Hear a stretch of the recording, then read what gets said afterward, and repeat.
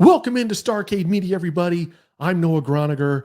And if you're new to this channel or for whatever reason you haven't already, make sure you hit that subscribe button. Also hit that notification bell so you get notified every time a new show airs, because we're going to have a lot of content coming up for you. We're going to be credentialed for the NFL draft here in Kansas City at Union Station.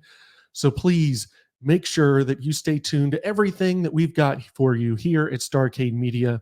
Also, if you could give us a like on this video and a comment, it would be very much appreciated. But we are going to talk today about Kareem Hunt. What are the possibilities he could come back to Kansas City? It would be a good story, kind of come full circle. I hate to end the video right now, but I don't think it's going to happen. So goodbye, everybody. Just kidding. We have a lot to talk about, but I don't think it's going to happen, but it should happen. When this whole thing went down with Kareem Hunt, when he was here in 2018, this offense was exploding onto the scene. Obviously, a lot of that, mainly all of it, is due to Patrick Mahomes, what he was doing, what he was able to create with Travis Kelce, Tyreek Hill. But a big factor was also Kareem Hunt. In the backfield, his balance, his power, his hurdling, his playmaking, his route running, his hands, being involved in the passing game and not just flares out into the flat. I'm talking about down the field passing game with Kareem Hunt. And we all know the situation that happened and kicked the girl in the hotel. Maybe she was calling him some names and it was a crazy thing. And of course, I said at the time, you got to suspend him for the rest of the year. But apparently he had lied to Chiefs front office and their brass about what had happened.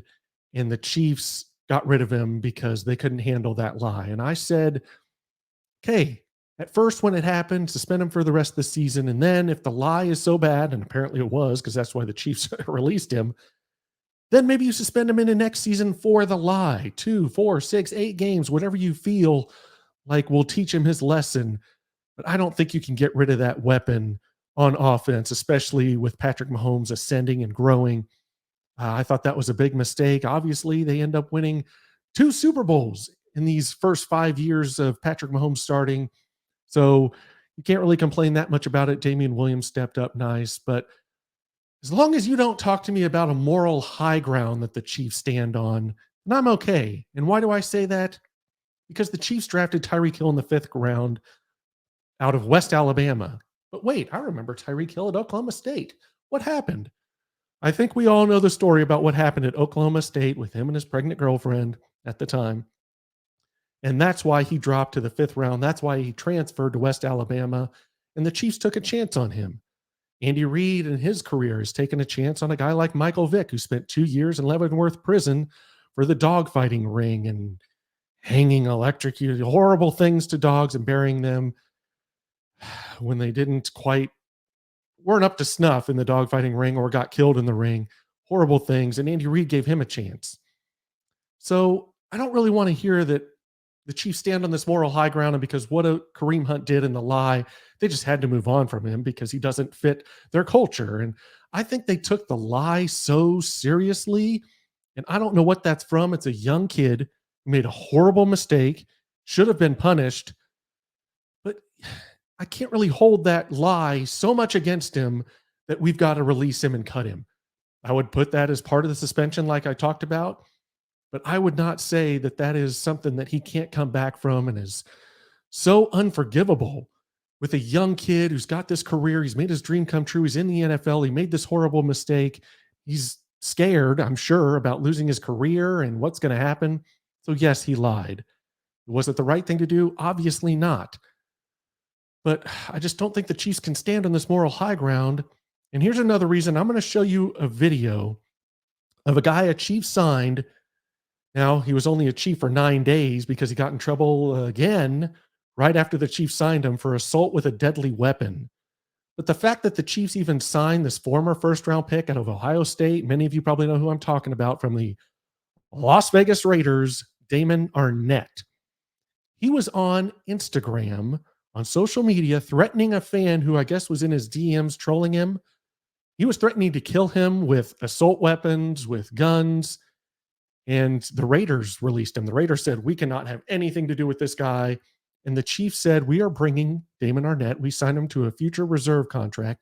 We're bringing him into Kansas City, into our city, amongst our citizens, amongst Chiefs Kingdom, amongst our people, with his assault weapons, with him threatening fans.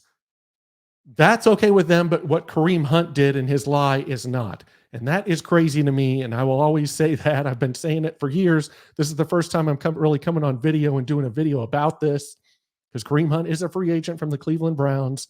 He's out there. He's looking for a spot. The Chiefs haven't signed Jerrick McKinnon yet. We don't really like what we're seeing out of Clyde Edwards-Helaire. I think Kareem Hunt would be a great fit. I'd love to see it. It'd be a nice comeback story for him. I don't think it's going to happen, because I don't think they're ever going to forgive that lie. For some reason, they're just stuck on that and can't get over it and won't forgive him. But here's the video of Damon Arnette. You have to see this. And this is the guy that the Chiefs were okay with bringing into Kansas City and into Chiefs Kingdom. But Kareem Hunt can't have him. Take a look at this. That shit 5 minutes away. Pull up, lame ass nigga. I swear to God, I will kill you, nigga. On everything I love, I will kill you, nigga. You talking crazy. Talking about that shit 5 minutes away. The like, I really did kill you, nigga. I real deal kill you, my nigga. I will real deal kill you, my nigga. And I ain't the only one here, too, nigga. We got a whole army in this hole. Pull up right now. It's 5 minutes away. All right, pull up right now. I ain't mad, nigga. Sorry for the language there, but you see what was going on in that video, and that's the guy that they signed. Hey, former first-round pick. He's got some talent. Let's bring him in here. We need a corner at the time. And that's the guy you're bringing into Kansas City. I thought it was crazy. In 9 days, he's arrested for assault with a deadly weapon. Never made it to Kansas City, luckily. Otherwise, that could have been a poor citizen here in Kansas City. But so I'd love to see Kareem, but like I said, I don't think it's going to happen. So I've talked about that. I've kind of aired that out, got that off my chest. So let's talk about some guys that could help Kansas City in the backfield, because we are going to need someone to pair with Isaiah Pacheco as he moves forward as running back one. Great pick, great steal out of the 7th round by Brett Veach. So let's look at this here. These are some guys I like that could kind of take over the Jerrick McKinnon role. Evan Hull out of Northwestern led Division I college football in receiving yards. So he's a guy that can get out of the backfield, used to catching the ball, good with it. Deuce Vaughn, I'm sure a lot of you know him out of Kansas State, right there in the middle, number 22. Guys like tree trunk, small kid, but man, he's got the leverage for pass protection, and he can get out and catch the football. That is something that he is very good at. He's shifty. Kind of reminds you of a Darren Sproles, another K-State guy. That's kind of why I went with that comparison. Small in stature, great out of the backfield, elusive. And Evan Hull, they're talking about maybe 5th, 6th round for him. Deuce Vaughn, kind of in that 6th category. So I'd like to see one of them brought in, and then I would like to add Travis Dye.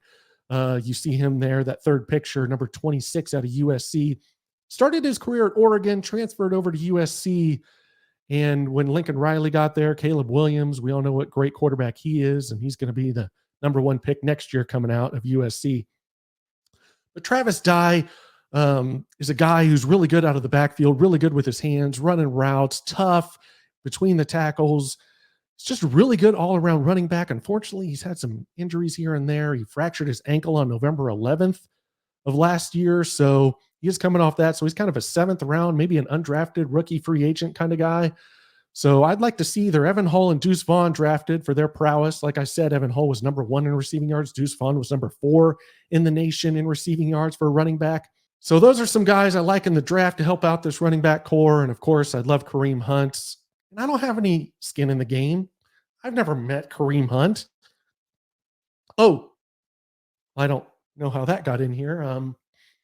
Okay, so I have met him. Maybe there is a little bias. We'd love for him to come back, and I'd like to say there was no bias, but then that picture popped up on me, and so there's that. What do you guys think? Would you like to see Kareem Hunt back, even though it is a dream scenario or a nightmare for some if you don't want him back? But what do you think about the whole Kareem Hunt situation? Did I make any sense to you guys about how the Chiefs can't stand on a moral high ground with their signing of Damon Arnette, the Chris Lamont situation, with the whole Las Vegas fight between him and some people at a club? And I think that's the same thing that Alvin Kamara's kind of wrapped up in. And obviously I mentioned Tyreek Hill and what happened there. We took a chance on him in the 5th round. So let me know in the comments below. Make sure you hit like, subscribe, hit the notification bell. As always, I'm Noah Gronniger. This is Starcade Media. Till next time, go Chiefs!